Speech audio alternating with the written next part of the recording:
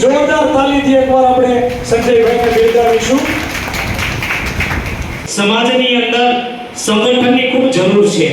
આપણે કાંઈ ન કરી શકીએ સમાજ માટે તો કાંઈ નહીં, પણ સમાજમાં જે કામ કરી રહ્યા છે એનો ઉત્સાહ વધારીએ, એવું ક્યાંક કરીએ તો પણ સમાજ માટે બહુ ઉપયોગી બનશે.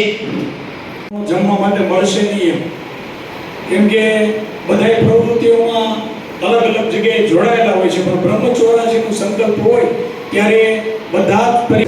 તો આજે હું એક બ્રહ્મ સમાજના પ્રમુખ તરીકે ભાઈ સંજયભાઈને અભિનંદન આપું છું કે આવું સત્કર્મ જે તમે કર્યું એ બદલ ખૂબ ખૂબ અભિનંદન.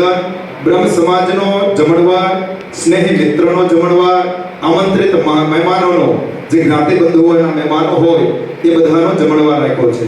પણ સાથે સાથે અમારા સંજયભાઈએ ચલાલાની અંદર વસતા અમારા સમસ્ત બ્રહ્મ સમાજના જેટલા ઘર છે, ઘર દીઠ અત્યારે જે આજે ઉપસ્થિત અહીંયા ભોજન પ્રસાદમાં આવ્યા હોય ને, ઘર દીઠ એક એક વસ્તુ પણ ગિફ્ટ તરીકે આપવાના છે.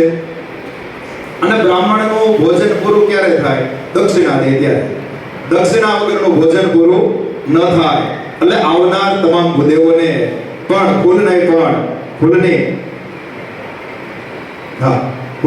ફૂલની પાકડી તરફથી સંજયભાઈએ આવડું મોટું આયોજન કર્યું.